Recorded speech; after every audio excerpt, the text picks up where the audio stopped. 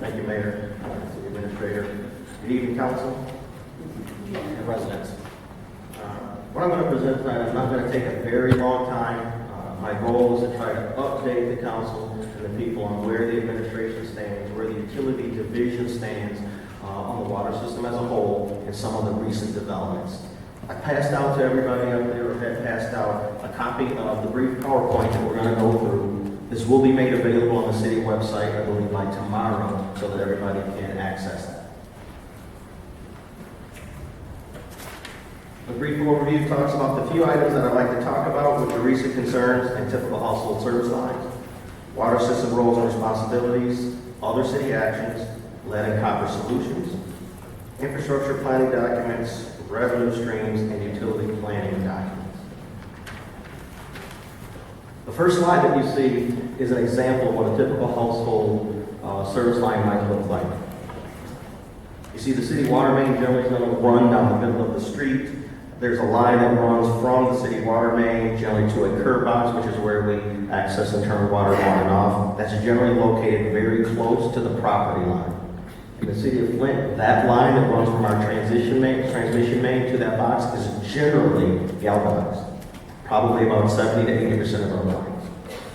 From the curb box into the house is the service line that leads into the resident inside plumbing. In many occasions throughout the United States, there are several solder joints that can occur. Anytime you're changing metals, if you're going from galvanized to the curb box, or if you're going from lead to copper, there's a solder joint that potentially can leach lead into water. I say this because lead is not a concern just in the city of Flint. This occurs across the United States of America, specifically many Midwestern cities that have antiquated infrastructure are experiencing lead concerns, something that, as we talk to many folks, the EPA is taking a very close look at. So I want to talk for a minute about what are the roles and responsibilities to protect the public health.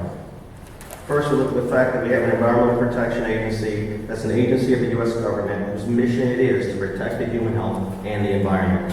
They generally write the contaminant levels that are generally approved by Congress. They set those. We have, in the state, we have a Department of Environmental Quality. That's an agency in the state of Michigan charged with promoting management of the state's air, land, and water resources to support a sustainable environment. One of the ways that's done in the city of Flint is with Public Act 399. The Michigan Safe Drinking Water Act, I'm holding here in my hand, is 289 pages. This is Public Act 399 that the DPW uses to govern the municipal water systems across the state of Michigan. And this is what we refer to when we look at our role and our responsibility. Third, we have an engineering company. Many municipal water systems use an engineering company for all of their design work, all of their development work. DWSD uses an engineering company. Our main engineering company is Lockwood, Andrews, and Newton. They were responsible for the $48 million upgrade that occurred at our water plant in the mid-2000s. They've been on board with us in developing the plan to use to go to the Flint River, and they will be on board with us going forward to the KWA, where they are also being procured for engineering work that's being done. And then we get to the City of Flint Utility Division. We're generally the owners and the day-to-day operators of the Flint water system. We oversee any construction that occurs, we work with the engineers and communicate with the Department of Environmental Quality, which has requirements that we must meet in order to provide water. Among those requirements that we are required to have a state licensed F1 operator that oversees the water plant operations. Right over here is our F1 certified operator in charge. This is Mike Glasgow, who is our utilities administrator. Next to him is our licensed S1 operator, Rob Vincent. His responsibility is to oversee the distribution system. These are the highest credentials you can receive for those two categories, and we're required by the DPW to have those. But I want to make mention, in the recent months, we've added a second S1 person that we have on our service center over the distribution system. That's Rob is acting as a mentor to him. We're currently recruiting for an additional F1 operator that we will embed in our plan, which would give us 2 of each. Of the 3 individuals we have, all 3 of them have been solicited by other municipalities over the last year. They've all 3 chosen to stay with the city of Flint. One of the things that's not on here, that's not our responsibility, is to make decisions on what's safe or isn't safe. That lies with the Department of Environmental Quality to make those determinations. What we do take on as our responsibility is to listen to the residents and to ask questions. It's not to disagree with anyone that does any test or has a concern. We take those concerns, we gather them, and we push those upstream to find out what recommendations should come from the regulatory agencies. What actions can the city take?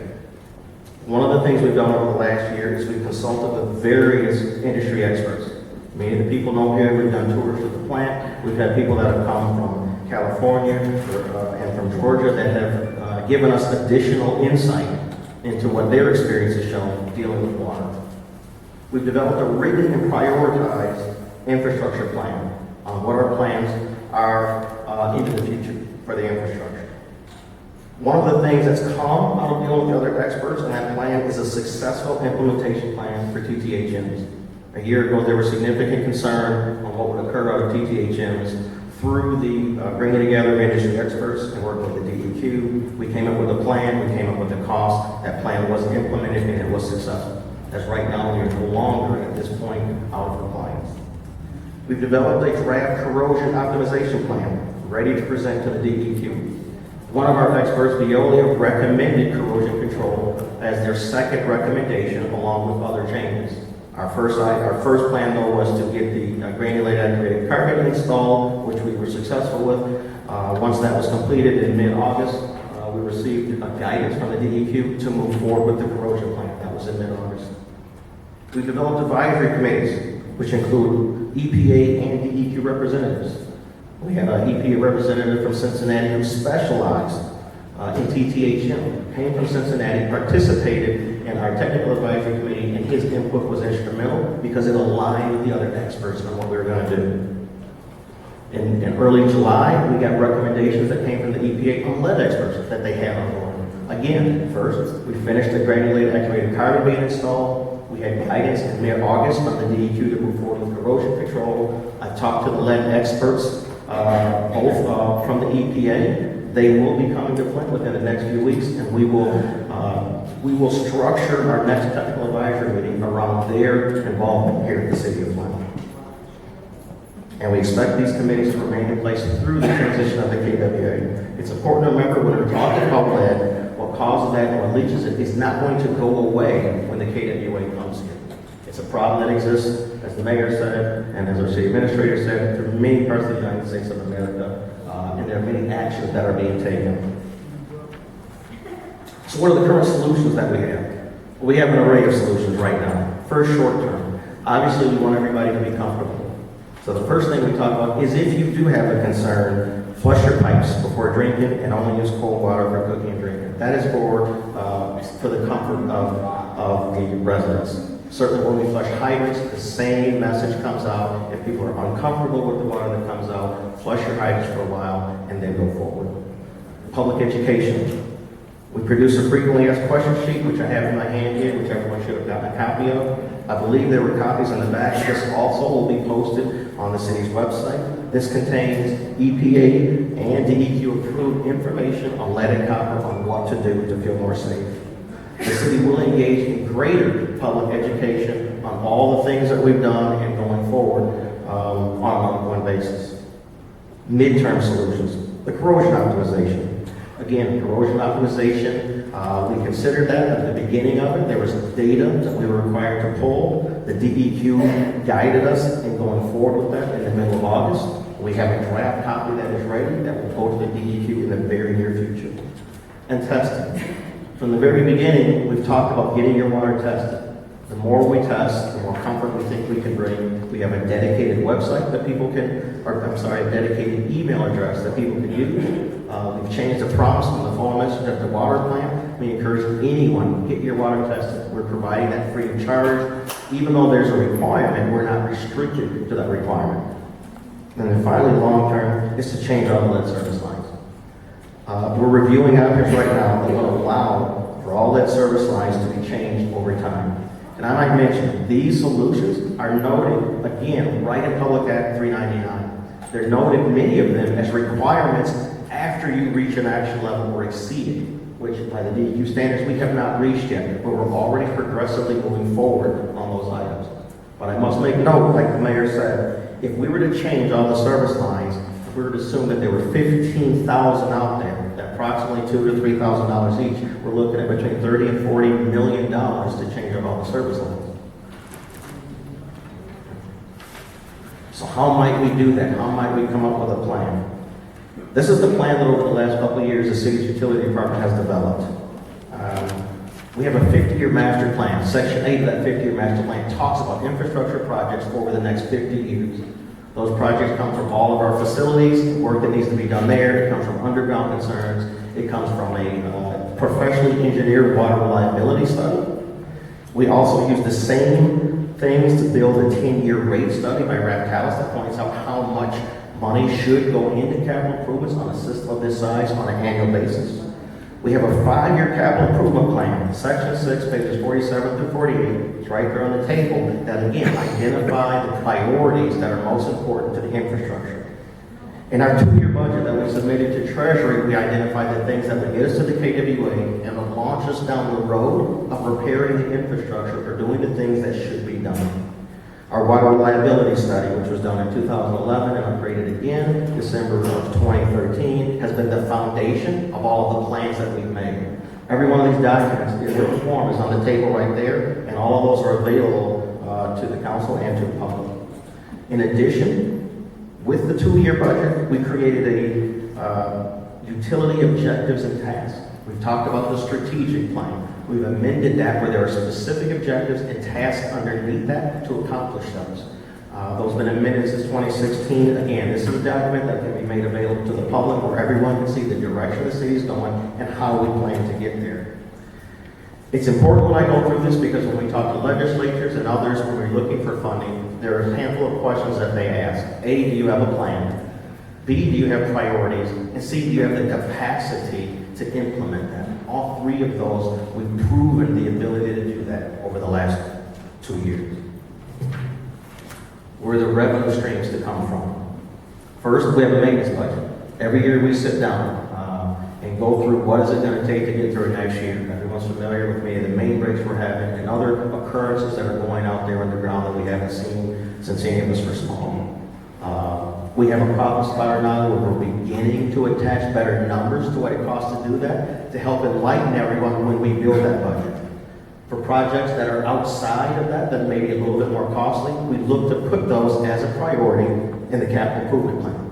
So that capital improvement plan, which is generally between $9 and $11 million a year, we prioritize something that becomes a major concern.